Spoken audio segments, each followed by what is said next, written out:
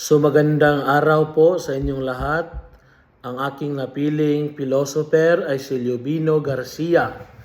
So at kanyang artikulo na isinulat o siya mismo yung gumawa ay yung Recourse Ethical Philosophy, Becoming Oneself as Another.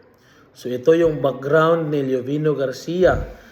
Si Liobino Garcia ay isang Pilipinong pilosopo at propesor sa Departamento ng Filosofiya ng Ateneo de Manila University dito sa Pilipinas.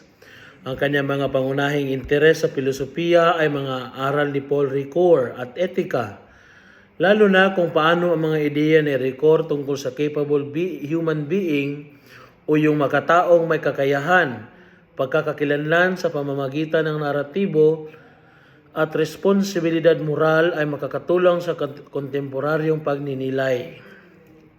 So ito yung thesis ng artikulo, yung Recourse Ethical Philosophy, Becoming Oneself as Another.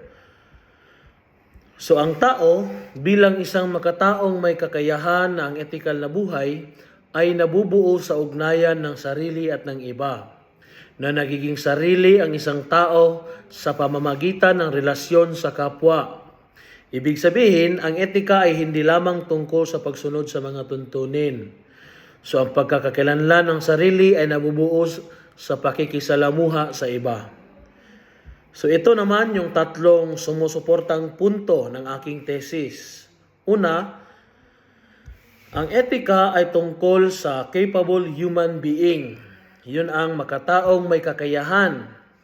So ang pagkatao ay moral na accountable na may pananagutan sa kanyang mga aksyon. Pangalawa, nabubuo ang ethical na buhay sa ugnayan sa iba.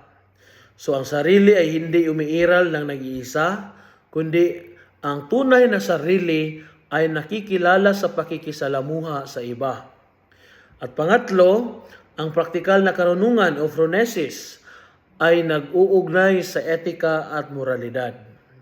So, ayon kay ayon kay Ricoeur, magkaiba yung etika at moralidad. Yung etika, layunin ng mabuting buhay. At yung moralidad ay yung mga obligasyong moral o tuntunin.